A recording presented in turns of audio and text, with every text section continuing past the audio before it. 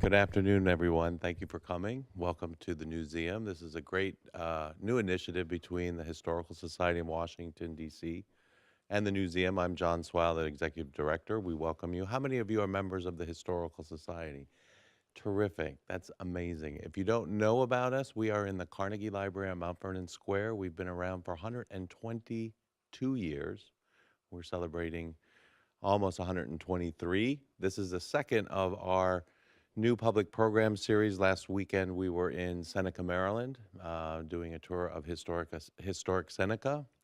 And I just want to mention a couple of programs that we have coming up that are really geared towards history lovers about Washington, D.C. November should technically be called D.C. History Month because we have a couple of big programs. November 5th is our annual awards called the Making D.C. History Awards event. We're honoring 6 different organizations, families, and nonprofit organizations. You can find out more information at dchistory.org. We have over 200 and I think about 220 tickets already sold for that event. So it's really going to be a great evening. After that event, there's a after party called Bootleggers Ball. It's part of a young professionals group have invented this membership category for young professionals called the Bootleggers, and from 9 until midnight on November 5th, we'll be having a big celebration of DC history. The following week, November 12th, we have a program that will be hosted at the National Archives. That is Eric Foner, Pulitzer Prize-winning author, will be speaking about Reconstruction and the Fragility of Democracy. That's the precursor to our 42nd annual conference on DC historical studies. That's a program that is put together in partnership with the DC Public Library and George Washington University Gelman Library. That's a 2-day event that takes place in the Carnegie Library on Friday, November 13th and Saturday, November 14th. And then on Sunday, I think there's about 5 tours that are scheduled. And again, all that information is available on dchistory.org. Without further ado about what else we have going on, you can find out as the calendar develops. I want to introduce Bruce Adams and Peggy. I use Engel. Engel, because I know you guys are married and I get confused. And Peggy also goes by Margaret. So they're here today to talk to us about baseball in 1924. Was a momentous year for Washington, D.C. And without further ado, I turn it over to them. Thank you all for coming. Thank you. Thank you very much. Thanks to the Newseum and thanks to the Historical Society for this idea. Thanks to all of you for coming. My name is Bruce Adams. My dad was growing up in Bethesda in the 1920s, and he had a pal named Eddie Johnson. And Eddie's dad would take him down to his work in the summer. And you might wonder why 2 12-year-olds would want to go down to work, but Eddie's dad's name was Walter, and he worked here at Griffith Stadium and was the manager of the Washington Senators from 1929 to 1932. When I was growing up in the 50s, my dad had season tickets, and I got to go to Griffith Stadium pretty much every Saturday morning in the summers when the team was home. And I'm Peggy Engel, Bruce Adams' wife, and I grew up a Cleveland Indians fan. And because we're in the Newseum, go Tribe. This makes sense because the late lamented Cleveland Press used to give out 32 pairs of tickets if you got straight A's the last marking period. So my identical twin sister and I would turn on the juice and get those straight A tickets. And like the rest of Cleveland kids, we'd spend the entire summer in Cleveland Municipal Stadium, which is a huge, huge stadium, no longer with us, watching the Cleveland Indians. Otherwise known as the Mistake by the Lake. The new park there, Jacobs Field, is much better, but we sat and ate Frosty Malts and watched Rocky Colavito play center field. So I'd been an elected official, so for 8 years our family vacations would be like 2 or 3 days. We'd run off and we'd go see some minor league team play. I had always been jealous. The Engel family would get in the station wagon, I'm told, and have these long summer road trips across America. And I'm a history buff, and I want to see America. And I thought, how cool is that? How could I possibly recreate that? And one night I thought, you know, every time we come back from one of these weekend trips where we see a couple of minor league teams, the other families with young kids go, that's so cool. How did you know there was a team there? How did you know when they would play games? And so one night I thought, I got it. I got an idea. And I went upstairs, Peggy was going to bed, and I said, you know, I think we should do about 25 chapters of these sort of 3-game weekend family baseball vacations across America, and just spend a couple of summers watching baseball across America and write this up so these other families could learn how to have cool family baseball vacations. Well, as I was walking up the stairs, I distinctly remember sort of steeling myself for a reaction that would go something like, "You're an idiot." And instead, the reaction, she paused for a second and absorbed this idea and then said, "Good idea, I'll call my agent in the morning." And I was like, yes. So this wacky idea, and this is pre-internet, so that's why folks really didn't know outside their geographical region where they could find these great minor league teams. We ended up doing a series of articles, and then we did 3 books called Ballpark Vacation. First one was Ballpark Vacations, and then we switched it to Baseball Vacations. And we went across America with our kids, who were 5 and 8 when we started this. We ended up going to 140 stadiums and about 50,000 miles. And it was such a terrific way to see America, because every stadium is so different. It's really not, you couldn't do this book about basketball or about football, but there's such individual personality at these stadiums. Who would have thought that in Little Rock you could buy headache powder and disappearing ink at the baseball park concession stand? All these little wacky things that happened across the nation, because these parks are really an outgrowth of their individual cities. So on July 8th, 1995, we walked into the cozy wooden grandstand of Kindrick Field in Helena, Montana. Capacity 1,800. And it was beautiful. I mean, it was gorgeous. State capitol right there, everything. And this guy from the team comes up to me and goes, "Hey, there's a former major league owner here tonight." And I thought, yeah, right. In Helena, Montana capacity, no way. Well, Calvin Griffith was in the house. This was a guy I had hated for decades. He's the guy who took baseball away from here. He is the guy who created the Minnesota Twins. And to our shock, I think, we chatted it up with Calvin Griffith for 2 hours while we watched this game in this beautiful setting. And we had a great time. I did ask him, when are you coming back to Washington? And he said, I can't go back to Washington. There's so many people want to sue me. So 6 weeks later, we're still on this venture. We went to 45 states that summer, I think. It's August 28th. We're in Oneonta, New York, which is just south of Cooperstown. And we're sitting in the owner's box before the game, and we're talking to Sam Nader, Ralph's uncle, who owned the team. And I realized, oh my goodness, I have a 5-year-old. We have a 5-year-old. I better go find him. These ballparks are pretty safe. And he had figured out at 5 years old on this trip that if he went to the visiting team bullpen, he could get free baseballs, because the visiting team didn't own the baseballs and there wasn't any adult supervision down there before the game. And so I went down there, and there he was, and he was chatting it up with these guys, and which amazed me. And they saw me and they were like, "Do you know about summer college baseball?" And I thought, Cape Cod, that's all I knew. And these guys had played this is rookie ball in Oneonta, and they had just graduated from college, and they had played their college summer baseball in the Shenandoah Valley. And so this ended up springing an idea where we went down and we covered the Valley League. We wrote a piece for the Washington Post magazine.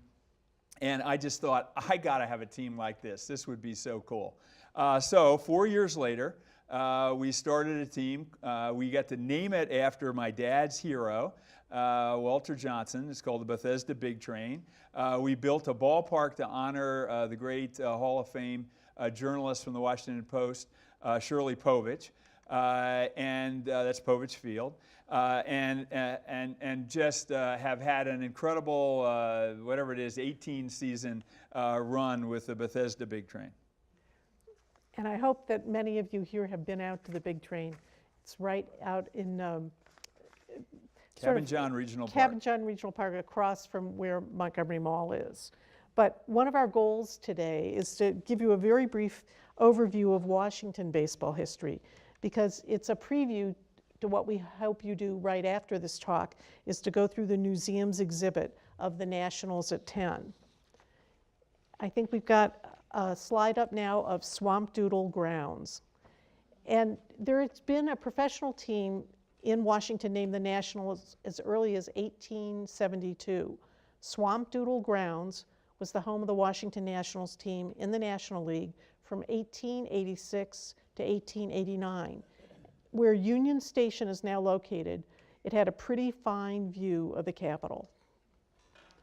And in 1901, a Washington team known as the Senators was one of the American League's 8 charter franchises. In 1909, a young Kansas man named Walter Johnson arrived in town. And this is a picture of a very young Walter Johnson. But in 1911, the Senators' wooden ballpark burned, and it was replaced by a state-of-the-art concrete and steel structure, later known as Griffith Stadium. In the 1920s and into the 1930s, the Washington Club was pretty successful. So this is weird, but I mean, it was the history major in me, but for the longest time, I mean, I can remember back in my 20s, I had this wish that I could be transferred back into time just for one day to be able to hang out in the Washington where my dad grew up. I never really had any doubt what day I would pick. I would pick October 10th, 1924. The Washington Senators on that day became the champions of the world. So I would spend my, in this dream, I would spend my morning, you know, walking Massachusetts Avenue and seeing all the great mansions, and Connecticut Avenue, and go by the White House and visit Capitol Hill. But then I would head down to Georgia and 5th at Florida, W Street to Griffith Stadium. President Coolidge was in the house that day. As my friend Glenn Orland, who's here, I always buy a program, so I would have bought a program. I had my ticket, and Griffith Stadium was the place to be. We won't recount all of it, but you should go back and read about it. But the Senators were down 3-1 to the Giants in the 8th inning. A couple of Senators scored on apparently a fairly routine ground ball that hit a pebble and popped over the third baseman's head. For my purposes as a Walter Johnson fan, he had lost 2. He'd been the losing pitcher in 2 of the first 6 games. They brought him in the 9th inning, and he pitched the last 4 innings of the game. And by some other chance, they say that another ball hit a pebble in the 12th inning, and Washington scored a run, bounced over the third baseman's head, and Washington scored a run and won the game 4-3, and won the World Series 4 games to 3. That's the Senators' 1924 team. And the Senators made it back into the World Series the next year in 1925, but lost to the Pittsburgh Pirates because of 4 unearned runs in the 7th and 8th innings of Game 7 at Forbes Field. So our pitch in our work with the Fodor's books and subsequently is that baseball is a great way to see America. So I was thinking about 18 months ago, I get all these thoughts late at night in this basement, and I'm thinking, you know, I got an idea. So again, I go up the stairs. Again, Peggy's getting ready go to bed, but this time I was a little more mischievous. And I said, you know, Peggy, we should do that. We should do another travel book. Well, book number 1 was a lot of fun to do. Books number 2 and 3 were tedious. We were just updating information from book number 1, and they frazzled us a little bit. So I thought she would kind of lose it. So fairly quickly I said, but this time let's pretend it's 1924. Which was a time that my dad would have been about the age that our son Hugh was when we took off in 1995 for the Fodor's book. So I emailed my friend Knight Kiplinger and I said, Knight, would the Historical Society be able to help us? Would we be able to find out when the streetcars ran? You know, how would we get to the ballpark? What was around the ballpark? What did the tickets cost? What did the program look like? What would we eat after the game? And Knight said, sure. So he set us up to go down to the Historical Society. I remember for some reason the morning we had the time to do that was opening day 2014. The staff was great. They pulled out all these folders of pictures and materials, and we poked around, and then we went off and watched the Nats lose to the Atlanta Braves. So this looked like a promising idea, but we thought we'd have a little audience participation here because not many people know. Let's name the 16 major league teams that were existing in 1924. So here we go. Rattle them off. We're going to start with the American League. American League. American League's all that counts right here. Detroit what? Tigers. Wait, Philadelphia. Wait, I got Philadelphia Athletics. Whoa, St. Louis Browns. Boston Red Sox. New York Yankees. Right. Chicago White Sox. Thank you. What? What is? Washington Senators. Yeah. We got one more. One. Thank you. Okay, so that's the 8 for the American League. So there are your standings. Washington first place, the White Sox in last place. National League. Pirates of Pittsburgh Pirates. What? No. St. Louis Cardinals. Philadelphia Phillies. Boston Braves. Chicago Cubs. Cincinnati Reds. New York Giants. Okay, you guys were close. We have one more. You got one more. Brooklyn Robins. Thank you very much. Okay, good job. All right. You're up. May of 2014. So, you know, I was thinking about this yesterday. We have, those of us here, we've lived in the second golden age of baseball stadium construction with the Camden Yards and all that have followed. So obviously there was a first golden age, and quite obviously it wasn't the concrete donuts of the 1960s and 70s. And so I went yesterday and I looked at the 16 ball clubs we just rattled off. The two St. Louis teams shared a stadium. So we got 15 stadiums. About a dozen of these stadiums were built between 1908 and 1915. I mean, what happened was concrete and steel became available, and a couple of ballparks were built, and just like Camden Yards, everybody said, I got to have one of those. So it really was extraordinary. So we have just poked around at this idea of this 1924 road trip. In May, in the spring of 2014, we headed for Pittsburgh for a couple of days. You can, probably many of you have seen that this picture is the center field wall of Forbes Field is still there. If you go into one of the academic buildings at the University of Pittsburgh, you can find a home plate is preserved there. We went to the Heinz History Center, and found this 1920s, not just this, but a whole enormous book of tax and land maps and records. And it was extraordinary, the detail of the buildings and the siting of the buildings. And what's particularly fun about Pittsburgh is that many of these buildings that were around Forbes Field are still there today. So we can really, will be able to kind of create an ability for people to go and see things that people who went 100 years ago would see. There was this one building that I poked into. It was the Student Center. Well, it turned out it was right across the street from where Forbes Field had been, and it turned out it was the main hotel.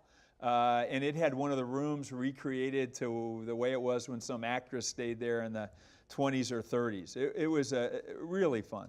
So we're happy that urban renewal had sort of avoided that whole area because the cobblestone streets were there, and you can really get a sense of what it was to see a game in 1924.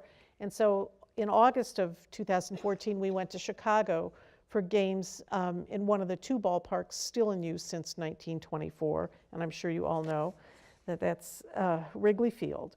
And there's a lot of history, of course, in Chicago, and libraries on every corner. So the owner of what was then called Weigman Park was an early proponent of Ladies' Day, which was held every Friday. And he was also the first owner to allow the fans to keep foul balls. That's a really hilarious Ladies' Day. Later on, actually, Bill Veeck expanded that when he was a baseball club owner, and he started giving out nylons to women to get them to come to the baseball park, and also fixed up the bathrooms so that they were actually places that women would want to visit. Go ahead. You're good. Oh, and we saw the home plate from the original Comiskey Park. It's in the parking lot across the street from the new one. And ran into the owner himself out past center field as the Orioles pounded the White Sox. So this summer was the 20th anniversary of the first trip that we made for the Fodor's book, and I decided I needed to get in a car and see America again, and drove 8,000 miles, saw 33 games in 33 days. 20 of them, I was following the College World Series, and 20 of them were in the College World Series. On our way home, we stopped at Tiger Stadium, and you will see there's not much left there. But St. Louis. yes, right. And then last month we visited St. Louis for a few days. We tried to stay at some place that would have been around back in the day, and we stayed at the Missouri Athletic Club. That was circa 1916. But it's a very easy walking distance to the Cardinals' new stadium. And we traveled all over the city to see the sites of former ballparks. There was Sportsman's Park, home of the Cardinals and the Browns in 1924, and it's now the site of the Herbert Hoover Boys and Girls Club. And there's a really very nice tribute there to the site's glory days. And there's a great scale model of Sportsman's in the Cardinals Museum, which is very near the new ballpark. And we also found just a treasure trove of railroad records and train schedules from across the country at a university library right near Ferguson, Missouri. So just like, as with the Fodor's book, which was the great major league stadiums and the classic old ones and the great new ones, and then a bunch of minor league stadiums, and we had spring training and everything, we would definitely include spring training in this book. Here's the hotel in Tampa Bay, the Tampa Bay Hotel. The Senators in 1924, spring training was literally across the complex from the hotel. There was a golf course, there was a racetrack. You can still see where the racetrack is. The day I visited last spring, there was a college baseball game being played on where the field had been. There's a marker, there's a marker. Babe Ruth and Teddy Roosevelt seem to have markers everywhere we go. And here on the University of Tampa campus is the marker where Babe Ruth allegedly hit the 587-foot home run in a preseason game. As I said, in the Fodor's books, we went to the major league parks, but we focused on the minor league parks. And I've been thinking that we should, in this road trip, we should include some minor league parks. And when I went on that trip this summer, the first stop, Peggy was with me, and the first stop was in Birmingham, Alabama. We saw 2 minor league professional teams playing at Rickwood Field. Rickwood Field opened in 1910. This is before Fenway, before Wrigley. If you want a trip back in time to the 1950s, be in Birmingham next May for the Rickwood Classic. It is just, it is a fabulous experience.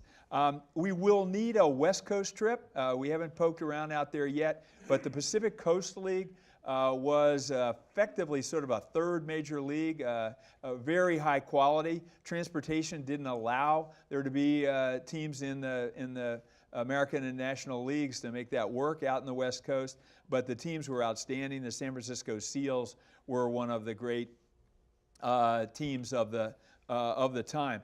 I didn't realize this till a couple of days ago when I was pulling this presentation together, but the 1924 Baltimore Orioles were rated the 5th greatest team in the history of minor league baseball.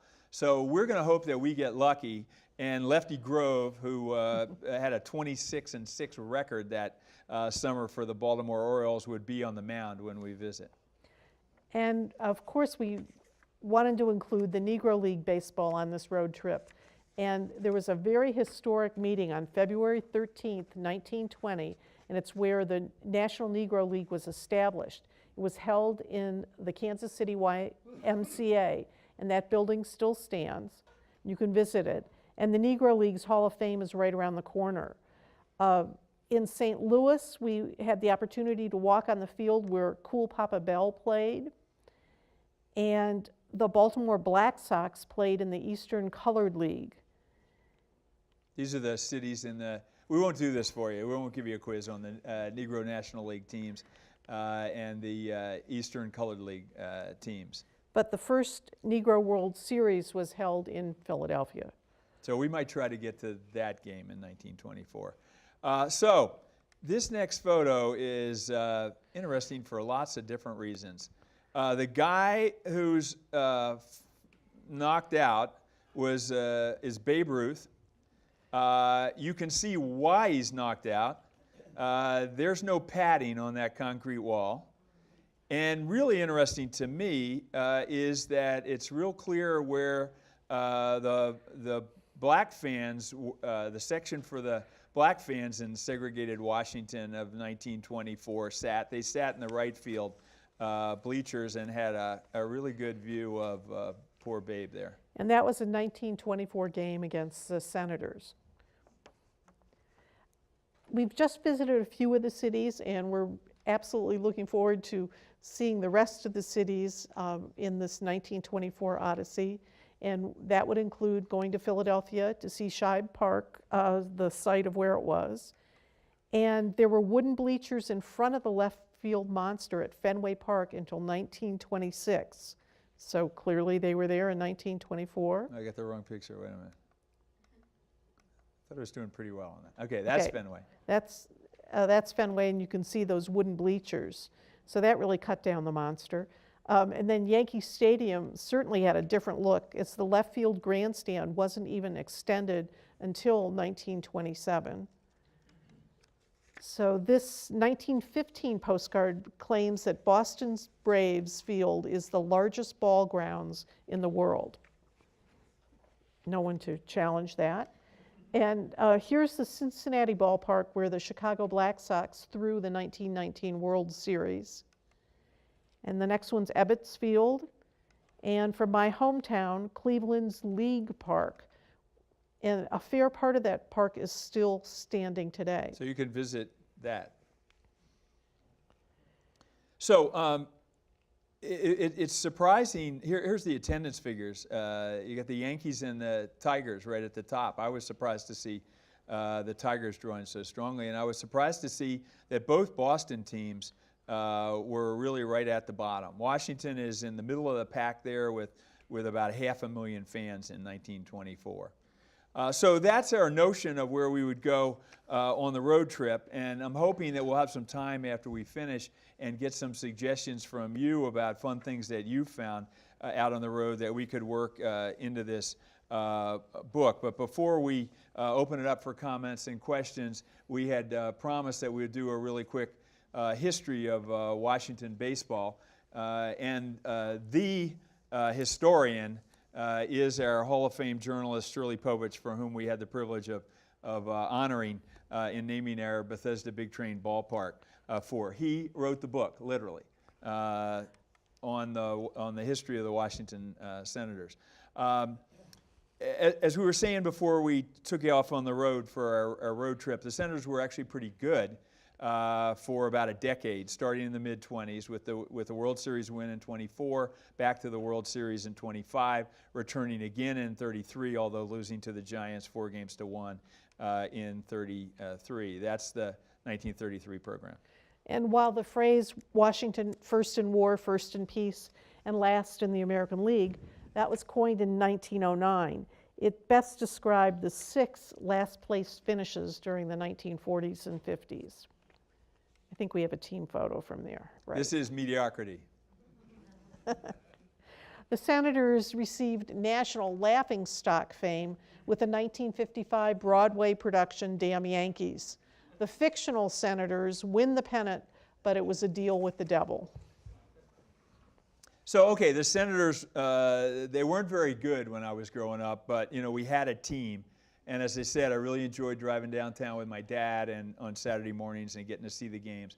I love this Marjorie Phillips 1951 painting of Griffith Stadium. It's called Night Baseball because that is what I remember. My dad's tickets were also, as apparently Marjorie Phillips were, on the first base side. Just to orient you, you wonder where, if there's maybe a few of you who don't know where Griffith Stadium is, that's Howard University Hospital. And that is, when they tore down the stadium, it was to build Howard University Hospital. My favorite growing up player was Mickey Vernon. And one of the fun things about having this college summer baseball team, which we try to run like a minor league ballpark, and we always try to have things going on, is that we got to meet Mickey Vernon. He came to Povich Field and hung out with us. Another one of my favorites, Roy Sievers, for sure. Now, unfortunately, our friend we met in Helena did take the team to Minnesota in 1961 and left Washington with an expansion team. My dad lost interest. I lost interest. I don't remember if I even went to any games from 61 to 71.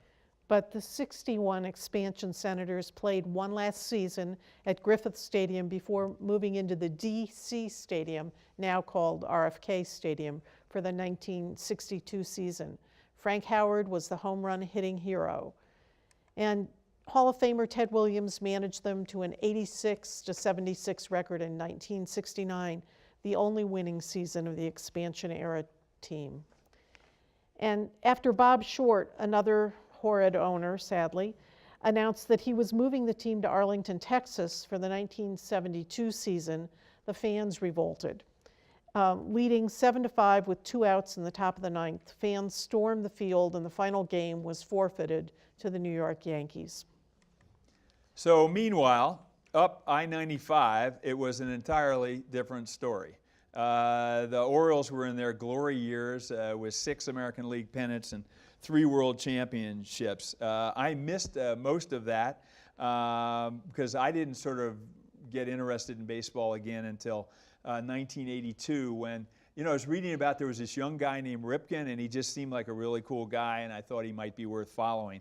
And our family had the pleasure of spending a lot of time following Cal Ripken and going to Camden Yards. Again, the experience with the summer college team is that Cal's son, Ryan, played for a team in our league. Our league is named after his dad, Cal Ripken Sr. And so Cal came and hung out at Povich Field for a number of nights for several years, which was a lot of fun. So finally, after years of rallies and false hopes, Major League Baseball announced that there would be a team for the 2005 season. So, of course, as with many of you, I traveled up to Citizens Bank Park in Philadelphia just to make sure it wasn't a scam, that this was really happening. We really appreciate that the Newseum has created, and if you haven't seen it before, after we finish here, you really should see the exhibit they have from the last 10 years.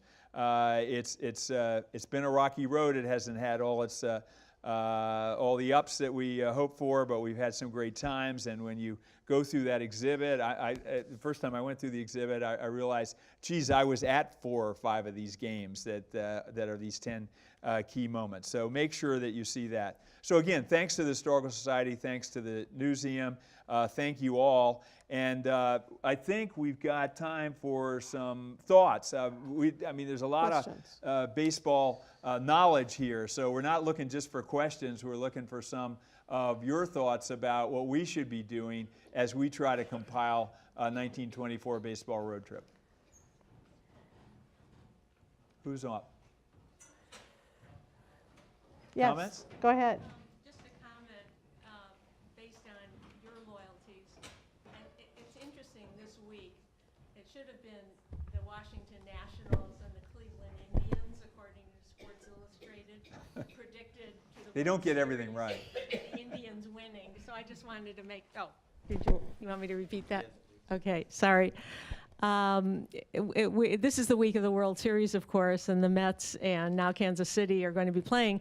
But Sports Illustrated at the beginning of the season predicted that it would be the Nationals and the Indians in the World Series with the Tribe winning. So just anyway, wait until next year. Yeah. Well, the other saying in baseball is that's why they play the games. I have a couple questions about the Grays. First, why the Homestead Grays played in Washington? And secondly, do you think Josh Gibson was the black Babe Ruth, or was Babe Ruth the white Josh Gibson? Well, that's what they said in Griffith Stadium when the Grays were here. So the Grays, the Homestead is an area near Pittsburgh, and so that was the original home team of the original home field, and they split their games down here, and we'll do more research on this, but packed the place. They weren't here in 1924, so it doesn't quite fit this road trip. But as I was figuring out which jersey to wear, would it be Mickey Vernon's jersey, which I chose, or Buck Leonard's jersey? I had them both in my closet and decided for this I'd wear the Senators. But the Grays were a phenomenal team. Was Buck Leonard the Lou Gehrig of the Negro League Baseball, or vice versa? These were very high quality players, we're going to go in our road trip. We're going to go to some of the Negro League games. One thing I want to find out is what was the racial makeup. We know that blacks came to the American and National League games. I'm curious to find, if we're able to find, the degree to which whites went to the Negro League games. And if they didn't, they were crazy. Yes. In your research, can you tell us a little bit about what the actual road trips were like for the teams? In other words, I'm figuring that it was mostly train travel, but would they have like reserved cars, or would they just buy regular tickets and be with passengers on a regular train trip? And then how did it affect like the scheduling, and when did air travel really change the game? Right. So we are early in this research. So that is exactly the kind of question that I'm interested in. I'm sure they did have their own cars, and if you look at the scheduling, there would be you'd play your 3 games, and then there'd be a day to get to the next city. So scheduling was like that, and I think the airplanes and the move to California were all at a similar time, I think.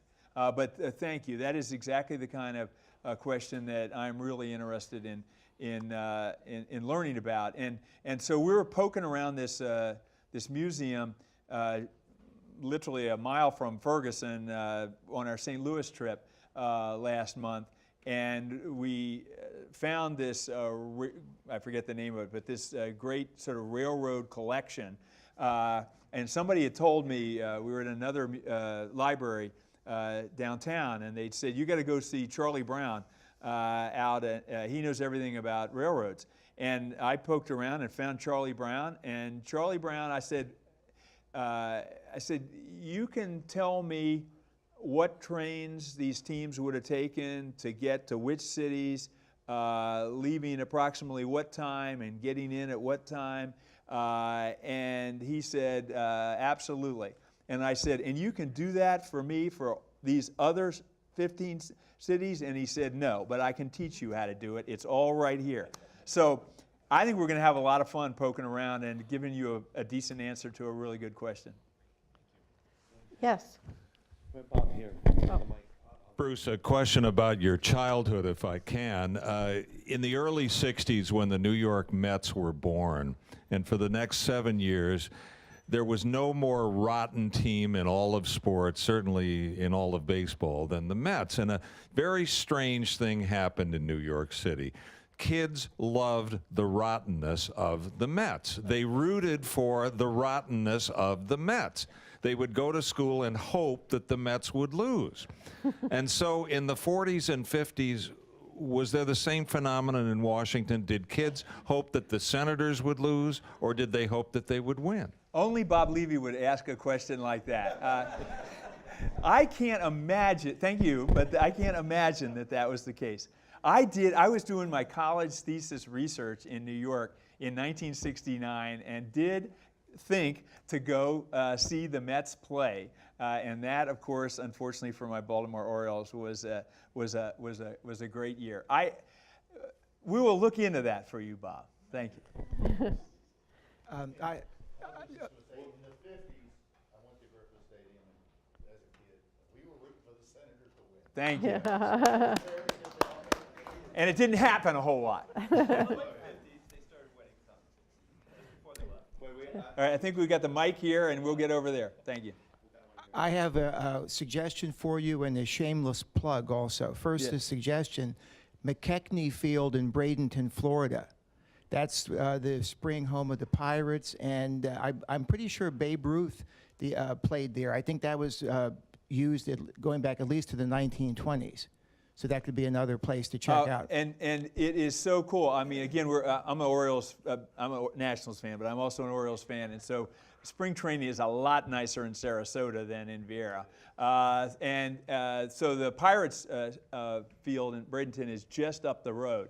But I didn't get there. We didn't get there until this year. It is great fun, and it is.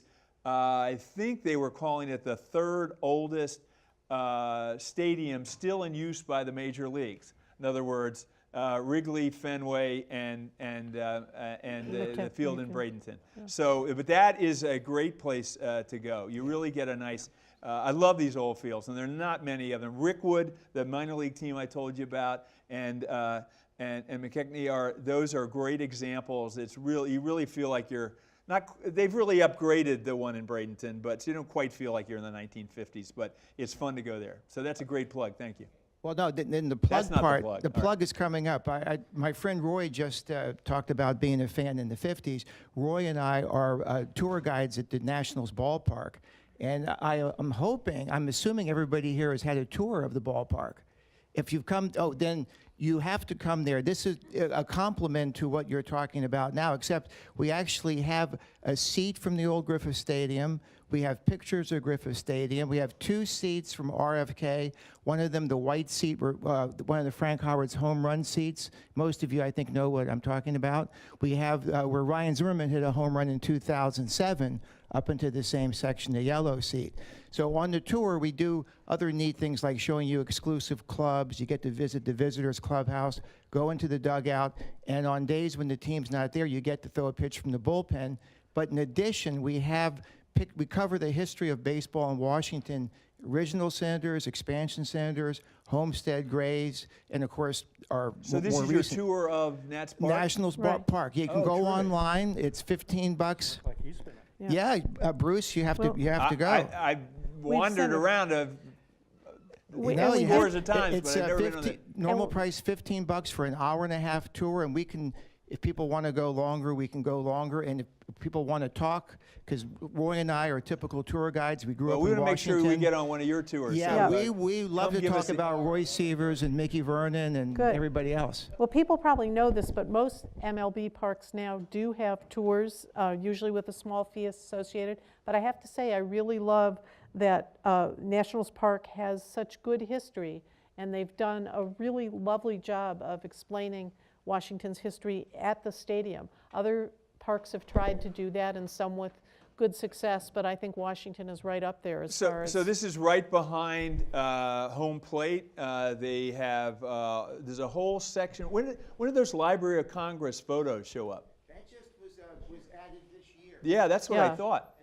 They're There was a great. rain delay, and I went to cover, and I thought, well, I'll read that nice little history wall that they have, which is quite good. And I found these fabulous pictures. That picture of the original park with the Capitol in the background, I found that it's up right behind home plate on the concourse. But all the special clubs at the park, and unless you are there for a game at the Norfolk and Southern Club or the President's Yeah. Club, otherwise you don't get a chance to see. It's really a baseball museum, and all these special clubs, the Diamond Club, President's Club, Norfolk and Southern, there's unique pictures, baseball programs. All right. 1937 All-Star game with FDR at the game. Thank you. I'm sold. Let's all go on the tour. I would just add, the price of admission all goes to the National Dream Foundation, so it's not a money-making project. That's great. Well, thank you all for volunteering and doing that, and thanks for sharing that. getting free, too. She's only gonna get free tours. Yep. There was a question over here. Oh, go ahead. So something I was wondering for the 1924 tours, you were talking about all the minor league stadiums you were able to go to, like when you were writing the previous book. So I was wondering like what that scene might be like back then. Like would it be as spread out and like in as many places as it is now, or would it just be more like Pacific Coast League, like maybe some, like you mentioned, the Baltimore Orioles? And also, would you be keeping it in the United States or maybe doing Canada as well? Because I remember speaking of Babe Ruth signs when I was in Toronto, I saw the marker for his first professional home run out I there. hadn't thought of that, but I certainly thought of Cuba. There were many more minor league teams. Could you give the mic to Glenn Orland? Glenn, tell Glenn is our buddy right in front of you. Glenn, how many minor league baseball parks have you been to? About 400. 400. Just 3 sentences on what the minor leagues look like before television. Well, the minor leagues, there were about 6 or 7 levels of minor leagues, maybe even 8 or 9 at some point. The high point of the number of minor leagues was probably in the 30s and 40s and early 50s. And then when TV started, it really started dwindling because people stayed home and watched TV. And also because of expansion, major league teams got closer to a lot more population. So it actually dwindled quite a bit over the course of the 60s and 70s. And then it really started coming back, of all things, with Bull Durham, with the movie. And minor leagues became very popular again. And there was a large increase in minor league teams again in the late 80s and 90s, but it was no longer in the industrial towns, which were actually the more quaint, more interesting places. It was really more in suburbia and became a safe place for kids and families, which is, of course, nice. It's just not quite the same thing. And it expanded to the point where there was not only there's more demand than there was from major league affiliated minor league teams. And so a whole spate of independent leagues started up. For example, the Northern League and others. So basically, great, thank you for the question. There were many more minor league teams back at this time and into the 30s and 40s. But then when television came, it really cut down. But before television, this was your local entertainment. And town after town after town had these ballparks. Some of these summer college leagues, like the one that we have in Bethesda, have picked up and used these old minor league stadiums not stadiums, but ballparks that had been used by the minor leagues way back and then had sort of fallen out of use, and they've been picked up by some of these summer leagues. So, observation and a question. My observation is the difference between the Mets and the Senators in the 60s is the Senators lacked a comic genius like Marvin Throneberry. So that was probably why. So here's my question, and maybe you haven't gotten this far in your research yet, but so Game 7 of the 24 series is over. We've won. I want to go out on the town and celebrate. What's the best restaurant I can go to in Washington, and what would be on the menu, and how much would it cost And me? that's what we're going to figure out. We don't know the. Right. Find that out. The Historical Society not only has the restaurants, they have the menus from them. Sorry, real quick, just mention your article. At the Occidental Grill. Will you mention your article? Sure. Yeah, can we get the mic back? Sorry. Sorry. Back here. Sorry, which way? sorry. My bad. Should have done it faster. Sorry, hold on 1 second. Well, Grill of the Senators celebrating the series. Great. Well, and there's there's photos of the parades and all of that, but we will just tell about the research that you've done and where they can find it. Sure. So my name is Mark Pellish, and I've always wanted to write a baseball article. I envy what you do. And I just got one published. I was very interested in the 24 Nationals, I think, as they were mostly known at the time. And the two key players who, besides Walter Johnson, who got the winning hit and scored the winning run, Earl McNeely and Muddy Rule. So I just, I did some research on them. I was able to contact their children, who are now in their 70s. And the article appeared in the Hardball Times on the 15th of October. It's called Away Flies the Boy. And it's online, and Thank you. We'll look it up. I will say one thing about the two kids of the two key players. They're, as I said, they're in their 70s. Dennis Rule and Carol Cowden. At the end, they very sheepishly told me that they're Giants fans now. So Oh, that's I'm tough. sorry you added that, but. All right, I think we got time for a couple more, maybe. Two quick thoughts. Who are the crazy, one thing to explore, who are the goofy, crazy baseball players of the day in those teams? They're Mark Fredericks, the characters.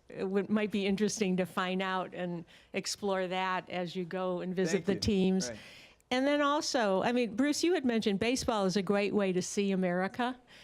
It would be interesting to put context. What was going on in 1924 demographically, generationally, economically? What was the high tech of 1924 in which people who enjoyed baseball, what were their lives like? Especially generations of parents to kids, just to get a sense of that. I really like that, and I was really interested in that. And confession is that when I thought about this idea 18 months ago, I was focused on the round number of 1920. And then two things happened. One is I got a day job, and we were visiting a couple of places, and we were finding that there's stuff out there, but we were realizing this is a retirement project. This is going to take a lot of time. So I was realizing I want it to come out 100 years after the date. So 1920 wasn't looking practical. But then also, 1920, I didn't realize this, the economy really stunk in 1920. And the other thing is the nation was absorbing the Black Sox scandal in 1920. So 1920 was looking like not so much of a fun year to be learning about what's going on in America, and it wasn't looking like we were going to get a book done by 2020. So then I thought, oh, wow, how about 1924, the year the Senators won the World Series, so it worked out. But I'm buying books about the 1920s, and we will hope to be absorbed in that. I did want to say one thing. The kind of entertainment that you find in that was the key to the revival, along with Bull Durham, of the minor leagues, and the key to the fun of why we did this family baseball vacation book, that wasn't happening back there. I mean, this was, if you see these pictures of who was at the game, there's all these white guys in their coats and their ties, and they've just come from work, and it's baseball. It's all focused on the baseball. But things were happening. Peggy mentioned the Ladies' Day had started by then. Letting people take the foul balls home had started by then. We'll be able to talk about the playing of the national anthem, of the the seventh inning stretch, the hot dog. Many of these things had happened by 1924. There were baseball clowns. Clowns, yes. There'd be a player on the team who was a clown. I remember when the Post ran all the games of the 1824 season. They talked with some of the articles. I've seen that picture, but thank you. There may have been those probably and others teams as well. Thank you. And these are intentional clowns. Yeah. Yes, go ahead.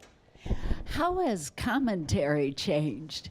Has it always been colorful and detailed? I mean, some of the commentaries are so vivid, even if you're at home, not watching TV, listening over the radio, you can be in that stadium. How has it changed through the years? Well, a lot of people would say the commentary was much more colorful then than now, and today are much more analytical. I mean, a lot more stats and sort of more cut and dried. But you start reading some of the accounts back in 24, and they're just wonderful. Some of the sports writers there wrote in just different ways. I don't know how many of you saw yesterday's New York Times. The front page of Sports Friday was written as if it were in 107 years ago, when the Cubs, the current Cubs loss. Have you seen this? As if it were done. They did, the photos were in sepia brown. They did the layout like you would have seen 100 years ago, these huge deck headlines and cut lines like larcenous second baseman steals home. And they just did all this great old language. The Metropolitans, I think, Yes. was in the headline. This is worth checking out if you haven't checked it out. Yeah, look at yesterday's. Let's take one or two more. One more, yeah. There was One more. prohibition going on in 1924. I think it would be interesting to know where the players went drinking. All right, we will research that for you. Thank you. Yes. There's a local historian, and I'm sure John knows his name, Garrett Peck, right? Yeah. Who's done this whole, he knows where all the speakeasies were, and there were plenty of them in Washington. Yeah. Oh yeah, just a quick comment. I don't know if you've checked out the online class, the MOOC about sabermetrics on edX. It's very informative, just about the game, and it has a lot of video on the history, and not just super sabermetric, but it's very good for background information about a lot of issues. Thank you. And there is, I'm sorry, I should have mentioned this, there is a video of about 5 minutes on the 1924 World Series that has been found, and that you can find online. And it seemed a little slow for what we're doing here, but it's fun to see. And you can see Walter Johnson with that sort of sidearm throw. It's quite good. Just preparing for this, because we really are just in the beginning stages of the book, as you can tell. It's just extraordinary what's out there on the web to learn. So we really are hoping that we can give people a sense of what it was like to do this road trip back in 1924. Thank you very much for being here. Thank you.